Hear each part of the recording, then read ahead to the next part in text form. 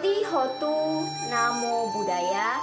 Puji syukur bagi Sang Triratna, para Buddha dan Bodhisattva atas berkah dan anugerahnya sehingga proposal ujian praktik mata pelajaran agama Buddha dapat terselesaikan dengan baik. Dan tak lupa bahwa proposal ujian praktik agama Buddha akan dipraktikkan dalam bentuk video. Pertama, saya menyampaikan ucapan terima kasih kepada Bapak Dr. Handes Samsuni sebagai Kepala Sekolah SMK Negeri 3 Pontianak dan Bapak Firyadi Lim SAG selaku guru pembimbing pendidik agama Buddha serta pihak-pihak lain yang terkait termasuk keluarga atas kerjasama dan bantuan yang telah diberikan dalam proses pengerjaan proposal sampai dengan terselesaikannya proposal ini.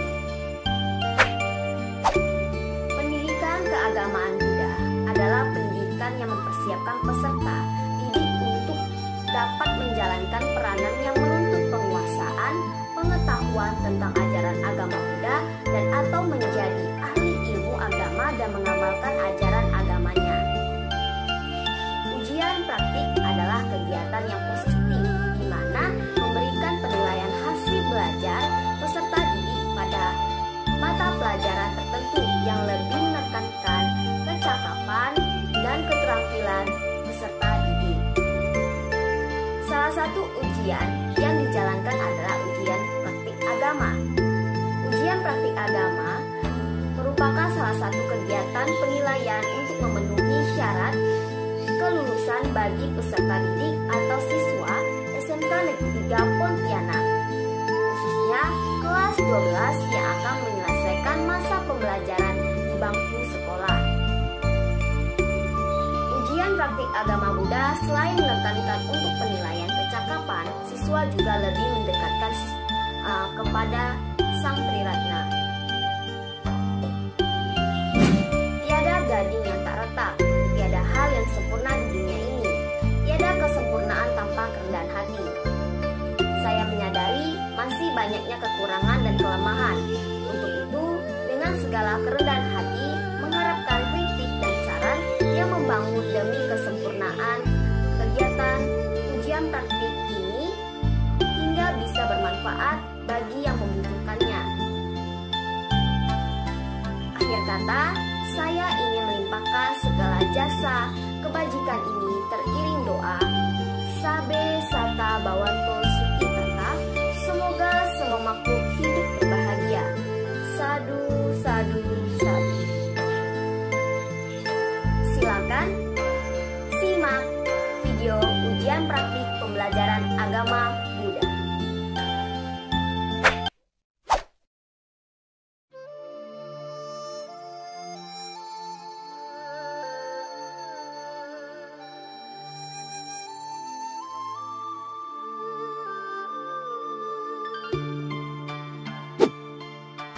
Soti Hotu Namo Buddhaya. Perkenalkan, saya Stefani dari kelas 12 Akuntansi 3. Di sini saya akan menyampaikan ceramah tentang kiat menghadapi kenakalan remaja dalam agama Buddha. Masa kanak-kanak, remaja, dewasa, dan kemudian menjadi orang tua tidak lebih hanyalah merupakan suatu proses wajar dalam hidup yang berkesinambungan dari tahap-tahap pertumbuhan yang harus dilalui oleh seorang manusia. Setiap masa pertumbuhan memiliki ciri-ciri tersendiri. Masing-masing mempunyai kelebihan dan kekurangan. Demikian pula dengan masa remaja. Masa remaja sering dianggap sebagai masa yang paling rawan dalam proses kehidupan ini. Masa remaja sering menimbulkan kekhawatiran bagi para orang tua. Remaja adalah masa peralihan dari kanak-kanak ke dewasa. Para ahli pendidikan sependapat bahwa remaja adalah mereka yang berusia antara 13 tahun sampai dengan 18 tahun. Seorang remaja sudah tidak lagi dapat dikatakan sebagai kanak-kanak, namun ia masih belum cukup matang untuk dapat dikatakan dewasa. Mengapa demikian? Pertama, sedang mencari pola hidup yang paling sesuai baginya, dan ini pun sering dilakukan melalui metode coba-coba walaupun melalui banyak kesalahan. Itu yang paling utama. Kesalahan yang dilakukannya sering menimbulkan kekhawatiran serta perasaan yang tidak menyenangkan bagi lingkungannya, terutama orang tuanya. Kesalahan yang diperbuat para remaja hanya akan menyenangkan teman sebayanya. Hal ini karena mereka semua memang sama-sama masih dalam masa mencari identitas. Kesalahan-kesalahan yang menimbulkan kekesalan lingkungan inilah yang sering disebut sebagai kenakalan remaja. Apa saja faktornya? Pertama, pengaruh kawan sepermainan. Di kalangan remaja, memiliki banyak kawan adalah merupakan satu bentuk prestasi sendiri. Makin banyak kawan atau teman, makin tinggi nilai mereka di mata teman-temannya. Apalagi mereka dapat memiliki teman dari kalangan terbatas, misalnya anak orang yang paling kaya di kota itu, anak pejabat pemerintah setempat, bahkan mungkin pusat ataupun orang yang terpandang lainnya. Di zaman sekarang, pengaruh kawan atau teman sepermainan ini bukan hanya membanggakan si remaja saja, tetapi bahkan juga pada orang tuanya. Pengaruh teman ini memang cukup besar. Oleh karena itu, dalam Manggala Sutta, Sang Buddha bersabda, "Tak bergaul dengan orang tak bijaksana. Bergaul dengan mereka yang bijaksana, itulah berkah utama." Pengaruh teman sering diumpamakan sebagai segumpal daging busuk. Apabila dibungkus dengan selembar daun, maka daun itu pun akan berbau busuk. Sedangkan bila sebatang kayu cendana dibungkus dengan selembar kertas, itu pun akan wangi baunya. Perumpamaan ini menunjukkan sedemikian besarnya pengaruh pergaulan dalam membentuk watak dan kepribadian seseorang ketika remaja, khususnya remaja pada zaman sekarang ini. Oleh karena itu, orang tua para remaja hendaknya berhati-hati dan bijaksana dalam memberikan kesempatan anaknya bergaul. Jangan biarkan anak bergaul dengan teman-teman yang tidak benar. Memiliki teman bergaul yang tidak sesuai, anak di kemudian hari akan banyak menimbulkan masalah bagi orang tuanya. Dalam Digha Nikaya 3, 188, Sang Buddha memberikan petunjuk tentang kriteria teman baik, yaitu mereka yang pertama, memberikan perlindungan apabila kita kurang hati-hati. Kedua, menjaga barang-barang dan harta kita apabila kita lengah. Ketiga, memberikan perlindungan apabila kita berada dalam bahaya. Keempat, tidak pergi meninggalkan kita apabila kita sedang dalam bahaya dan kesulitan. Dan yang terakhir, membantu sanak keluarga kita. Sebaliknya, dalam Digha Nikaya 3, 182 diterangkan pula kriteria teman yang tidak baik. Mereka adalah teman yang akan mendorong seseorang untuk menjadi penjudi, orang yang tidak bermoral, pemabuk, penipu, pelanggar hukum. Itu semua akan didorong oleh teman yang tidak baik. Kedua, faktor kedua yaitu pendidikan. Memberikan pendidikan yang sesuai adalah merupakan salah satu tugas orang tua kepada anak seperti yang telah diterangkan oleh Sang Buddha dalam Digha Nikaya 3, 188. Agar anak dapat memperoleh pendidikan yang sesuai, pilihkanlah sekolah yang bermutu. Selain itu, perlu dipikirkan pula latar belakang agama pengelola sekolah. Hal ini penting untuk menjaga agar pendidikan agama Buddha yang telah diperoleh anak di rumah tidak kacau dengan agama yang diajarkan di sekolah. Berilah pengertian yang benar tentang adanya beberapa agama di dunia.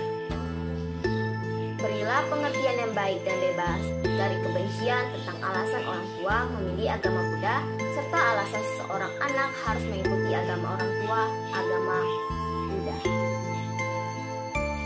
Faktor ketiga, penggunaan waktu luang. di masa remaja sering hanya berkisar pada kegiatan sekolah dan seputar usaha menyelesaikan urusan di rumah. Selain itu, mereka bebas tidak ada kegiatan. Apabila waktu luang tanpa kegiatan ini terlalu banyak, remaja akan timbul gagasan untuk mengisi waktu luangnya dengan berbagai bentuk kegiatan.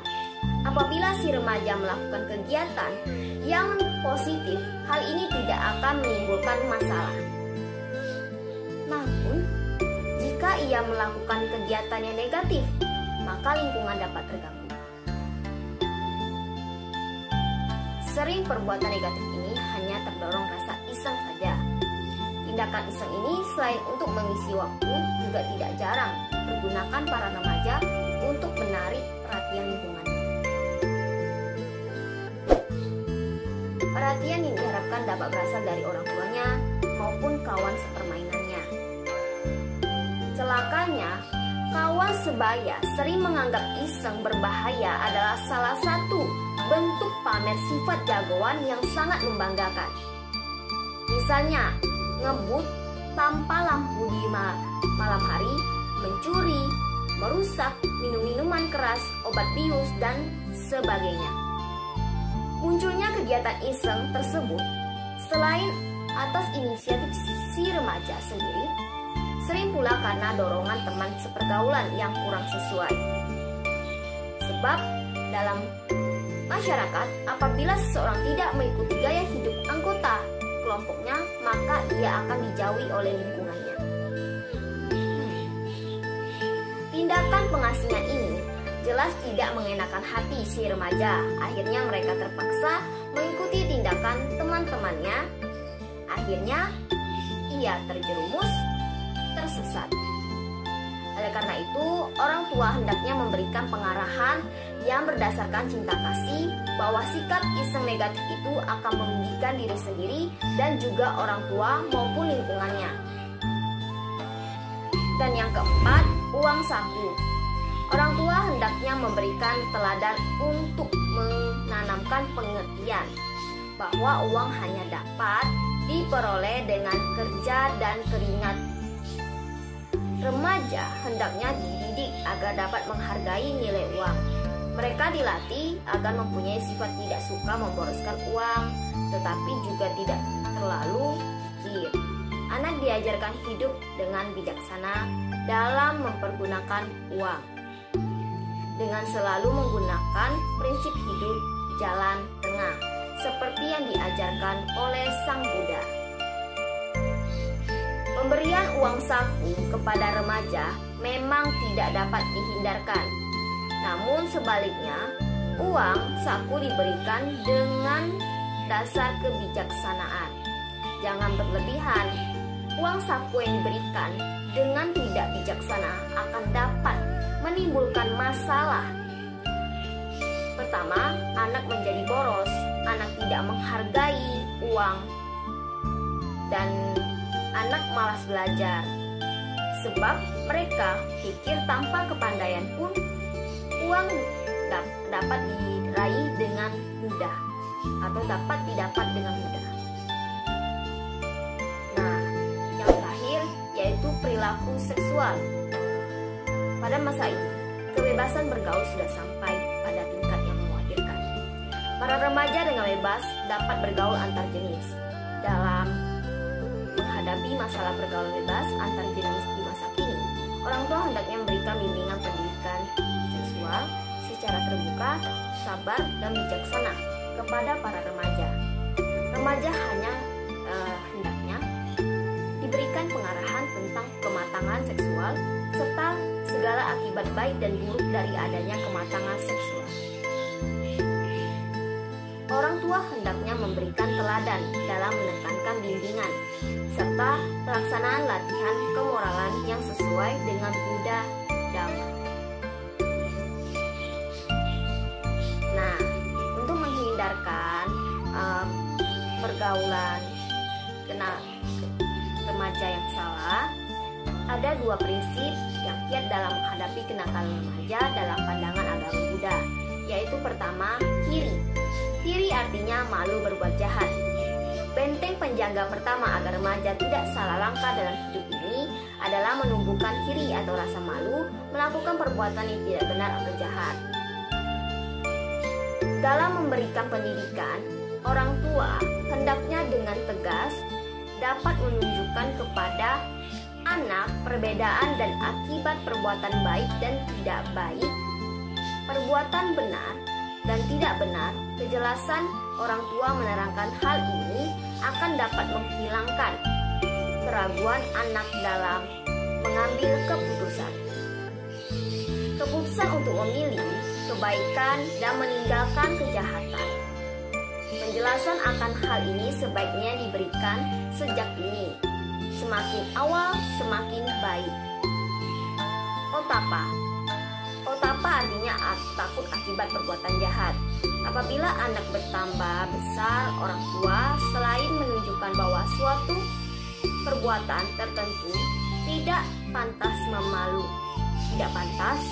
atau memalukan untuk dilakukan oleh anaknya, maka orang tua dapat meningkatkannya dengan memberikan uraian tentang akibat perbuatan buruk yang dilakukan anaknya. Akibat buruk terutama adalah yang diterima oleh si anak sendiri, kemudian terangkan pula pada dampak negatif yang akan diterima pula oleh orang tua keluarganya serta lingkungannya.